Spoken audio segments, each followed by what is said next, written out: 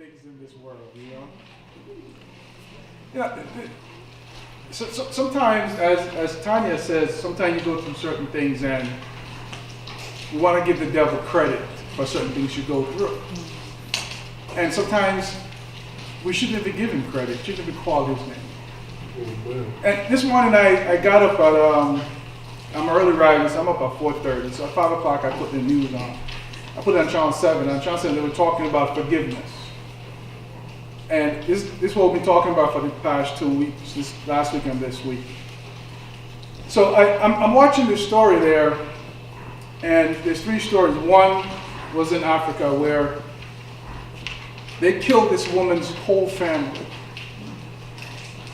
And the Lord told her that she has to forgive those men who killed her family. She had to pray for them and physically forgive them as well.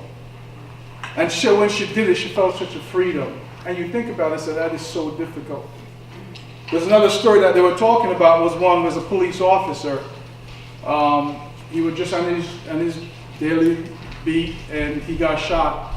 And when they called his wife. They said, even if he lives, he's going to be paralyzed for the rest of his life. And he was paralyzed for the rest of his life. But he said what he had to do to move on, he had to forgive. And he said, if I didn't forgive that young man who shot me, I would not be here today. Because he said how hurt he would have been, just to keep going. Then we have another guy who he just loved the Lord. And he and his wife had planned to go and work in the mission fields. And one day he just went out to run, and he never came back home. His wife went out to look for him. She found him that he was shot. And she says, "What? I had to forgive that person who did that to my husband." And it's a little child that they have there. Forgiveness. So I got up and I'm like, great. It goes along with my message. Great. So now I'm ready to print everything out. And I have 2 printers at the house, and neither one of them will work. And I'm like, are you kidding me? So I thought I was in the bedroom, so I went and I shut the computer up. I can't find my message. So I'm calling Martise, can you come and help me? She's over there, she can help me. She called Grace, and I'm like, I can't call Grace now. Jens texts me, I'm here, and I'm not here. And I'm getting frustrated. I'm getting angry. And I just came close to say, this is what the devil wants. Then I caught myself, I said, no, it's not what the devil wants. It just happens. And maybe God is using that to teach me something. That under pressure you need to keep your calm and you need to keep your cool. Because I gotta get angry and say all kind of stuff, but all I had to just pick up the computer and take the computer with me. So it's not like I'm moving up here. It's just because I couldn't print it out while you see I have a computer in front of me. But God is teaching me that there's certain things you can do to overcome your situation.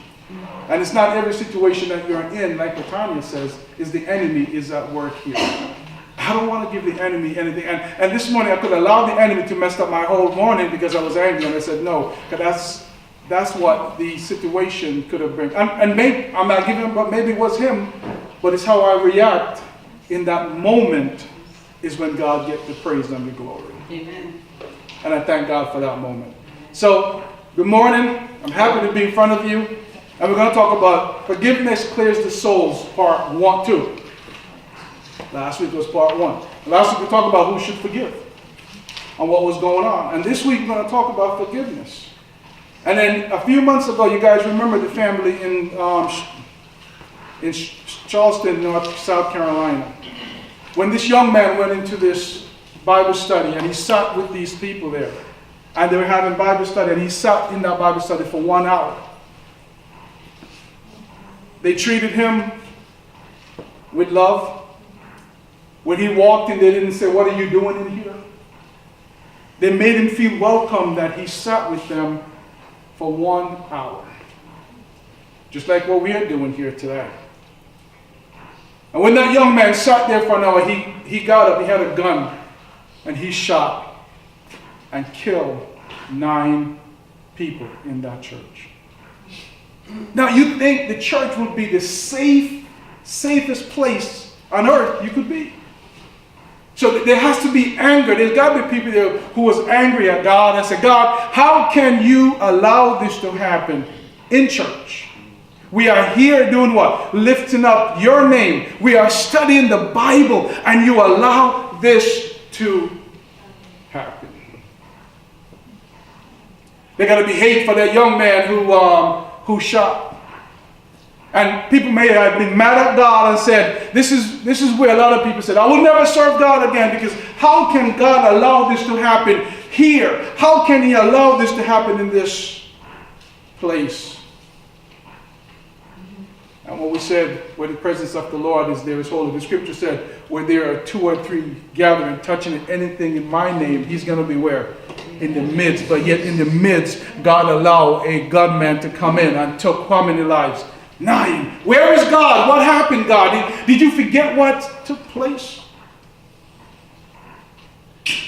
And as they go, and the great thing about this story, what happened is, as he was in the courtroom, these people came up and say, I forgive you. I forgive you. One story says, I will never talk to her again. I will never be able to hold her again. But I forgive you. I forgive you. Another one said, I forgive you, and my family forgives you. But we would like you to take this opportunity to repent, said Anthony Thompson, who was in the courtroom as a family representative for another victim. Listen to what it said. Christ, he can change you. Now, you think about what give a person the ability to say to someone who brutally take a member of your life, I forgive you. I forgive you.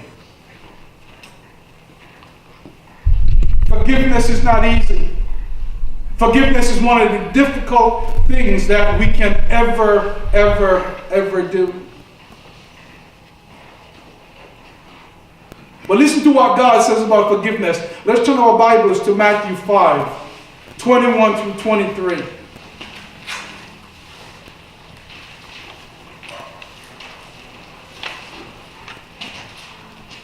I'm reading from the NLT. He said, you have heard our ancestors were told, you must not murder. If you commit murder, you are subject to judgment. But I say to you, if you are even angry with someone, you are subject to judgment. If you call someone an idiot, you are in danger of being brought before the courts. And if you curse anyone, you are in danger of the fires of hell. And listen to verse 21. So if you are presenting your sacrifice at the altar in the temple, and you suddenly remember that someone has something against you, he says what? Leave. Now, not that you did something to someone, right? He's saying that if you have something, if you know that someone has something against you, that means it's out of your control. But God is saying what? Leave what? Your gifts at the altar. Now, what are your gifts? He said if you enter through those doors and you come with your gifts, what? Praise and singing and worshiping. And God said, if you remember that someone has something against you, leave your gifts at the altar. Leave your praise. Leave your singing. Stop. In other words, stop singing. Stop praising. Stop lifting up holy hands. Stop dancing. Stop doing everything you're doing and go what? And go and make it what? Right. Forgiveness is not easy. And God called us to do things that's not easy. But I love God because everything that he calls us to do, he first what? Demonstrate it. So we can have something to model after. So now you can say, well, how did God have something forgive? Now let's turn our Bibles to Genesis 3, 1 through 13. And we all know the story that God created man and placed the man and his wife in the Garden of Eden. And God told them, Adam and Eve, you can eat from every tree in the garden. But from this one tree, you shall not eat, nor touch it, because in the time that you eat it and touch it, you're going to what? Surely die. So they have a relationship, right? The scripture said God would come during the cool of the day and he would talk with Adam and Eve face to face. So they had a relationship with God. Now listen to this, verse 1, chapter 3. The serpent was the shrewdest of all the animals, the wild animals the Lord God had made. One day he asked the woman, did God really say you must not eat from the fruit from any of the trees in the garden? Now, Satan knew what God said, right? But he wanted to question. He wanted to question what God's authority was. So he says to her, did God really say that? So the woman said, of course we may eat from the trees in the garden. The woman replied, listen to it, it is only the fruit from the tree in the middle of the garden that we are not allowed to eat. You see that word allowed? She didn't like that word allowed. God said you should just not eat it. But she said, we are not allowed. And anytime you tell someone they're not allowed to do something, guess what they want to do? That very same thing you do that. So in her mind, God told her, well, you're not allowed. So what he said, well, God, what do you mean I'm not allowed? Because what are you saying? God, you're hiding what? Something from me. And Satan said, yes, I got her. You must not eat it or even touch it. If you do, you will die. Now listen to this is what Satan said. You won't die. The serpent replied to the woman, you won't die. Now God told her she's gonna what? Die. The devil comes and said what? You won't die. But you ever notice we always listen to the wrong people?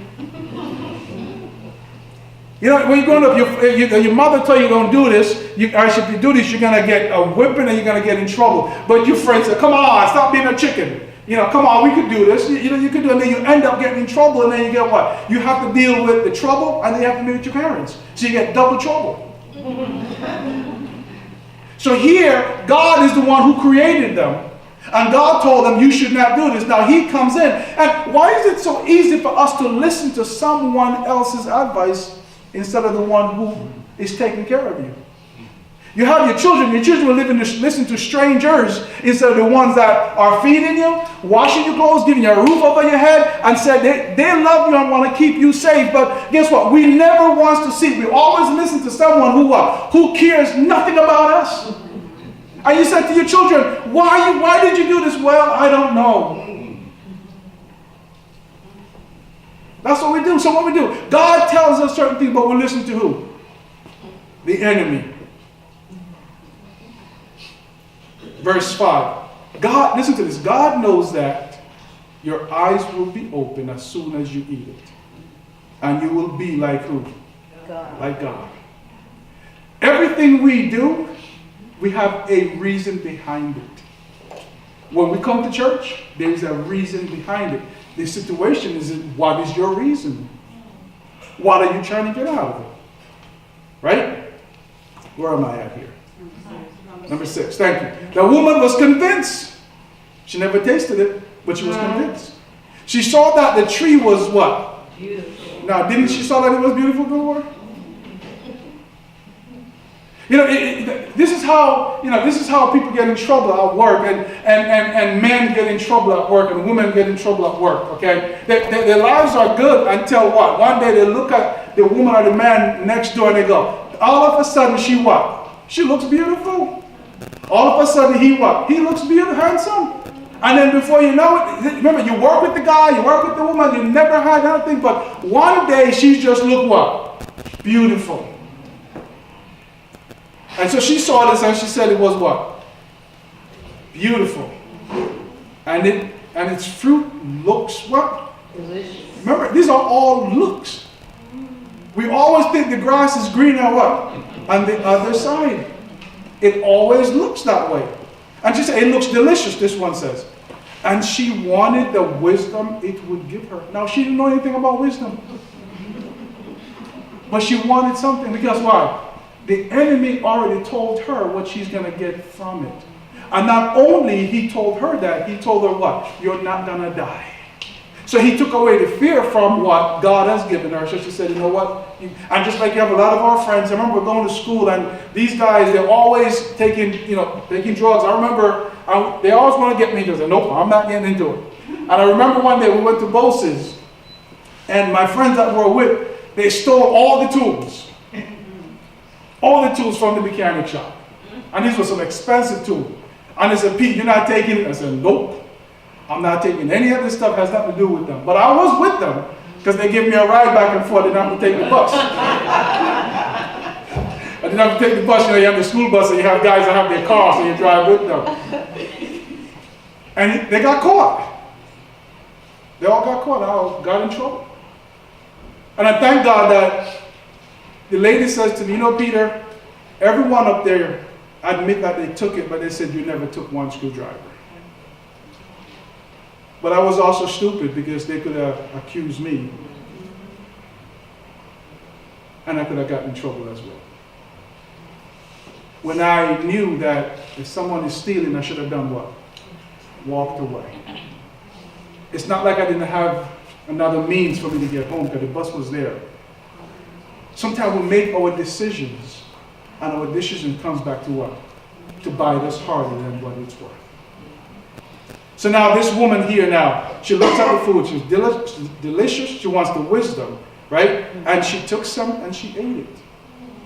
Then she gave some to her husband. Now I hear a lot of preachers preach that her husband was over there doing something and she went and started having a conversation with the devil, trying to be the leader of the house. That's not true. He was right next to her.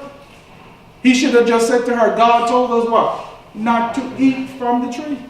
And then she ate, and then he did what? He took it and he ate it too, because why? He wanted the same thing. Verse 7.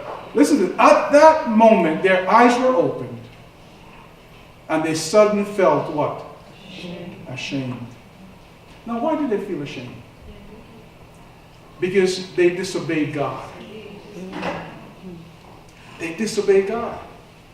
They hurt the Father. They hurt the God who created them, who gave them the ability to be in that garden. So they felt ashamed. Not only did they feel ashamed, they noticed that what? They were naked. You see when we're disobeyed, what happens to us? It starts revealing certain things that we didn't see before. When we sin, when we do things wrong, it starts doing stuff to us that we never thought we would never notice. So they realized they were naked, right? And what did they do? So they sewed fig leaves together and covered themselves. When we sin against God, it uncovers what? Our nakedness. Before, when they were in God, they didn't notice that they were sinful. Right? And God, I want you to listen to what God, I want you to read what God is doing here. I'm just showing you a picture here, right? So they cover themselves. Listen to this now. When the cool, number 8, when the cool even breeze were blowing. You know, the cool breeze, and it's nice and cool. The man and his wife heard what? The Lord God. The Lord God doing what? Walking in the garden. Now, I look at God. God is cool. They sinned against him. They betrayed him. And what did he do? He went to what? To them. He himself went to them. If it was some of us, someone hurt us, we would say, I'm not going there. I'm not doing this. I can't forgive you. I can't touch you. I will not be a part of you. And when we sin, when someone sins against us, what are they going to do? They're going to hide. If someone borrows money from you, money is the biggest thing that gets a lot of people in trouble. If someone borrows money from you, right, as soon as they see you coming, guess what happens? They're hiding. And if they did something else and they see you and they can't hide, guess what happens? Their hearts start doing what? Boop, boop, boop, boop, boop, boop, boop, boop. Because it put a certain fear and a certain things over you. You're not in your right place or your right mind, and you will run, you will drive, and you will even kill someone trying to get out from hiding from someone. Because why? It uncovers who we really are. So when we hide, and we stay away from, I remember one day, I loaned my uncle part of my mortgage money. And I told him I need my money to pay my mortgage. It's coming up. I never heard from him the day he was going to pay for it. He's supposed to give the money back. And then I called him, he's hiding. I called him, he's hiding, and he's hiding. When I finally met up with him, he says to me, why are you calling me asking me about money?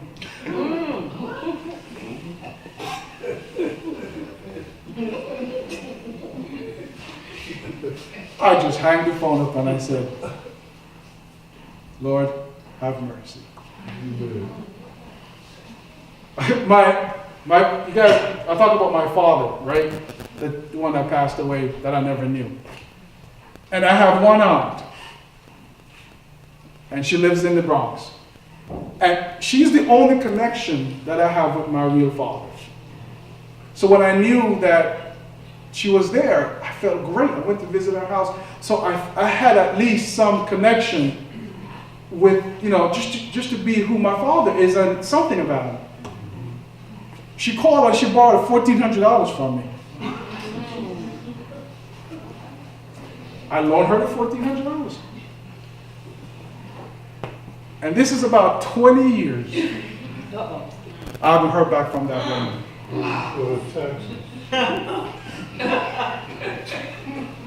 20 years. Now, she's the only, like I said, trust me, the $1,400 means nothing to me. What meant so much to me is that connection between my father and her. That relationship. So she changed her number. Because why? She's hiding. And I keep saying, I don't want the money back. All I want is what? That relationship. Now, even if she had called me back, I would never loan her the money again. Of course not. But the relationship. But the relationship between her and I are broken for 20 years over $1,400. When you sin against someone, this is the things we do. And what did God do? God went and God did what? God called to Adam and Eve and said, Adam, where are you? God could have stayed back in heaven and said, you know what? I'm waiting for Adam to do what? To call to me. Because I am God. And some of us said, you know what? You hurt me. I'm waiting for you to come to me and say what? Sorry. And I will not go to you because who do you think I am? It's just like some parents, right? Some parents, we get so big in ourselves that we'll say, well, I'm the mother. You need to come and say you're sorry to me. But sometimes we need to go and say to the child, what? I'm sorry for when we mess up. So we act like we are bigger. But God showed us here that He Himself can go and forgive the two that sin against Him, that broke His law. When God is the only one who has the right to say what? I will not forgive you. But God came down in their moment of their weakest, in their moment of their shameful moment they have in life. God came down and did what? And redeemed them. and said, I love you. He didn't come with glowing and said, I told you, I did this, I did this. He came to what? To cover them, even though he knew what? They were going to do it. But he still gave them what? The opportunity not to do what? To do it. Everything you and I are going to do, guess what? God knows it. But guess what he does? He will not judge us, and he gives us the opportunity to make that decision to do it or not.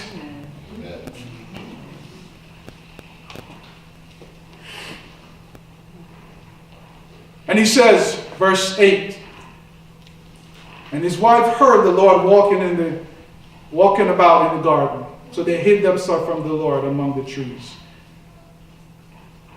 So then the Lord called to the man, where are you, Adam? Adam! God knew. He replied, I heard you walking in the garden, so I hid. I was afraid because I was naked. Who told you were naked? The Lord asked. Have you eaten from the tree whose fruit I command you not to eat? The other man said, it was the woman you gave me. See, when we sin, we blame, always blaming someone. There's a gas station I go to in Jersey every morning. I get to know the gas attendant. His name is Aaron, so we're always talking. So he has a nephew that came and borrowed money from him. He used to always see the nephew. He borrowed the money. He never see the nephew again. And he says, Peter, he was always there. And he said, I will never loan him money again. Because when we do something wrong, guess what? We have the idea that hiding is going to make what? Things better. And all you have to do sometimes just go up to the person and be real and says, you know what? I'm struggling. I'm sorry. I can't do this. That you can have the relationship. Do you know how many people have passed away in that moment and people never had the opportunity to say to this person, I'm sorry? Then they go into the grave and they're weeping at the gravesite. Guess what? That person cannot hear you. You got to do it while you are what? Alive and well that you can hear. We hear the story about Judas. And this story is very funny. A few people came to me and said, Pastor Peter, Judas was sorry. Judas asked for forgiveness. I said, okay, I didn't say Judas wasn't sorry. The Bible said Judas wasn't sorry. Right? The scripture said Judas was grievous for what he has done, and he went and did what? Threw the money back at them. So we knew that he was sorry. But he apologized to who? To the chief priest. And what did the chief priest says to him? We can't help you. What's that got to do with us? But the one that he was supposed to apologize to, guess what he didn't do? He didn't apologize to him. So you and I you may have done something wrong to someone who may say, we are hurt that we did what we did. But if you never go to the person and said, I forgive you, how the person going to know that you are forgiven? I may hurt Mrs. Matthew, right? And I hurt her really bad. And then I go to Frank and say, Frank, I apologize. What's that going to do to Mrs. Matthew? The offense was against who? Mrs. Matthew. And it's for me to go to who? Mrs. Matthew. It doesn't make a difference that I told Frank. Frank and I didn't have anything. Frank would say, okay, I forgive you. I didn't hurt Frank. Frank would say, well, I don't care. You didn't do anything wrong. It's the way he looks at it. Because what? He wasn't the one that was hurt. So Judas went and cried to these men, and these men says, what do you want from us? That's your problem. But he never went to Jesus. And all he had to do is say to Jesus is what? Lord, I forgive. Forgive me for what I've sinned. That's what Jesus said. There is no other name under the sun where anyone can be what? Saved. So you may come to me and say, Pastor Peter, guess what? I'm sorry that I sinned, but you never repent before God. Guess what? It means nothing. And this one was watching the show and they're talking about the priest, receiving confessions. You may confess to the priest all you want. If you don't repent to who? Jesus, then guess what? Your confession to the priest means nothing. Because your offense is who? Against him. And he came down and he says to us what? I forgave you. And that's what last week I said when he was nailed on the cross. He exercised forgiveness by saying to those men, what? Lord, forgive them because what? They don't know what they do. So he forgave them. So in every situation, God first what? Put the first foot forward for us to do what? To meet him where? Part way. A lot of people said, we have nothing to do with salvation. We have nothing to do with the idea of salvation. It's all about God, but we have our part to play in this salvation too. A lot of us want to put everything on God, but God says, I have put my foot forward. Will you what? Meet me. I'm knocking at the door. Will you what? Open the door. And not only open the door, but what? Let me in. Because a lot of people come to knock on your door, you open it, you're not going to let them in. You're going to say, no, you're not welcome. Get out of here. But when you let the person in, you're saying what? You're welcome, and you could come and sit and have what? A cup of coffee or a cup of tea, or eat a piece of bread, or eat whatever you do, and then you have a relationship with that person. So God is saying, I'm coming here, I'm knocking. And he came and he called to Adam and Eve, and they said, here I am. And then the blame started going around. And some of us, we start making excuses for the things we do wrong. God doesn't want excuses. We mess up, let's say, I'm sorry, I'll move on. So he said, what? That woman you gave me. And the Lord said, verse 13, and God asked the woman, what have you done? The serpent. She replied, that is why I eat. See, we always want to blame somebody else for what our responsibility is. You may, if any of you in here don't make it to heaven, you may say, well, Pastor Peter says this, and Pastor Peter did this, and God is going to say what? But what did I say to you? Well, I didn't go to church because they used to talk about me, but what did I say to you? That's why he said, on that day, none of us in this room are going to be what? Have any excuse that's going to be able to hold up against our punishment. Why can't we live right? Well, the world. No, God wants us to live right. Why can't, well, the world. God doesn't care about the world. Now, forgiveness is impossible with our own ability. It takes a lot to forgive someone. And you hear, even Christian, I hear Christians say, well, I can't forgive that person for what they have done to me. I can't forgive my sister, my brother, my friend. I can't forgive. And for a Christian, that should never come out of that person's mouth. Because God, as we read last week, that God says, if you don't forgive, then what? God cannot forgive you. And if you can't forgive someone, that means what? You never receive forgiveness. So the only way you can forgive is by what? You received it and you understand what God has done for you, then you could do what? Forgive. And that's what God says. If you come to church and you know that someone has something against you, then what? Leave your gifts here and then go and make it right. God is not about, well, she did it, Sometimes I said to Joshua and Jada, stop doing this. Well, she started it, Daddy. I don't care who started it. But go clean up the mess. Well, Jada messed it. No, just clean it up.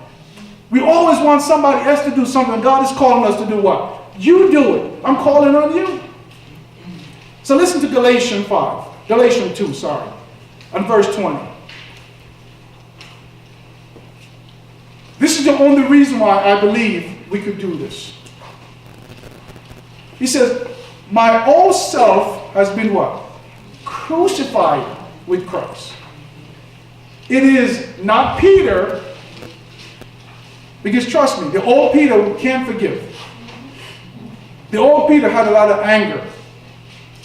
The old Peter would do a lot of stuff. I told you guys before how many dishes I broke in the house and TVs I broke in the house and my door that I ripped off and then I had to replace it, so I got a little wiser.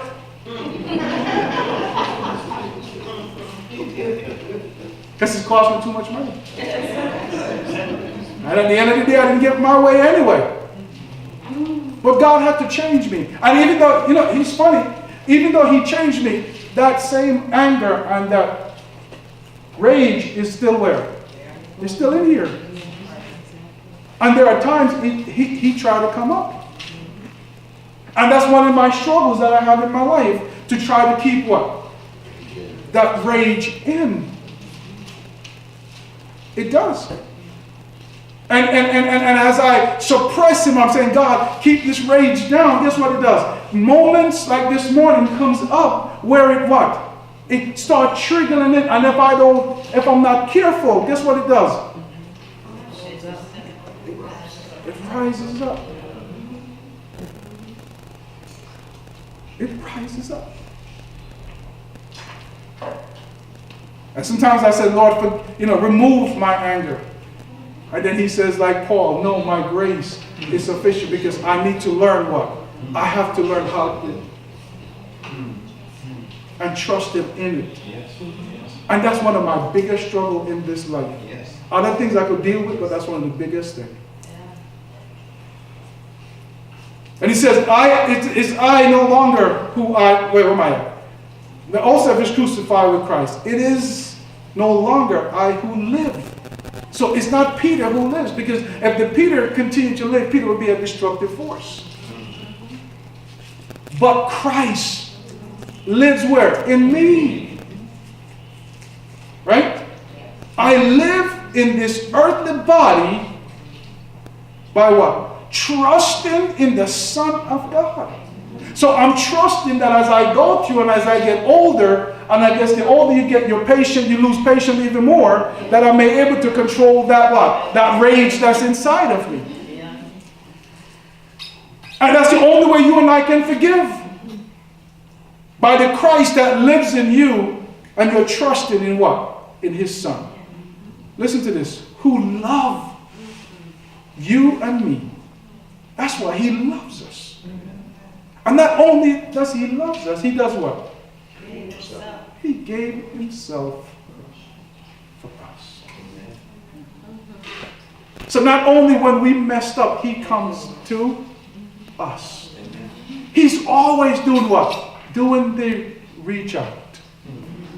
His hands are always what? Reaching out. To say, Marilyn, even when you feel like you're alone and you feel like he doesn't love you, his hand is always what? Reaching out. When you and I sin, his hand what? Reaching out. Even when we feel like we're covering our faces and we feel like we can't face him, guess what? His face is open wide and he's what? Reaching out. That's what true forgiveness is. Because it starts with him. And because it starts with him making the first move, he's saying that you and I should make the first move towards each other as well. Understanding that we understand that he made the first move to us. And it's only when you're in God, I believe. Because even the world may forgive you. I was talking to the young lady that was here who came from my job. And she came and she gave me a big hug and she said, I had so much fun and she loved all you guys here. And she's a Jewish girl and she's struggling to find who she is. And she said, she came and she said, the message, I really like the message because you talk about forgiveness. But she said, what do I do now when I forgive? What do I do? Because I was taught that you should allow anyone to do anything they want and say whatever they want, and they should just don't hold anything in, just don't do anything. She said, what do I do now? And I said, forgiveness doesn't mean you don't put up walls. Forgiveness doesn't mean you don't put up walls. And I said to her, if people keep hurting and you keep forgiving and you don't have walls, then you're allowing them to do what? To continue to hurt. Right? And that's why God also put up a wall, doesn't he? And God said, you keep doing this, guess what's going to happen? You're going to be over there. So I had to go and explain to her and said, you have, not that you don't talk to the person, but you gotta put up walls so the person may not hurt you again, because what? You still got emotions. And that's what people say, forgive and forget. I don't believe that. And the ones who forgive and forget, you're crazy. Because if you forgive and you forget, guess what's going to happen? And my thing is, if there's a pit bull down the street, right? And this pit bull comes and it bites you. And you said, I forgive the pit bull. Are you going to forget that the pit bull is out that yard? No. You better say, I forgive the pit bull and next time you walk all the way around. And then if I forget, my aunt called me up to give another $1,400. What's going to happen? She's going to do the same thing over and over and over and over. But forgive. But here's true forgiveness. True forgiveness is when what? You don't hold the blessing from the person. So if the person hurt you, and even though hurt you, that person come and need a glass of water, you can say what? Here. Because if God did this to us, guess what God would have done? You see what I'm saying? But God, He forgives us. And He put it away. Even though He never left His memory. But it means that He will not hold it against us. To say, I will not protect you out there when you're in trouble. I will not give you the blessing. Let's stand. Hallelujah.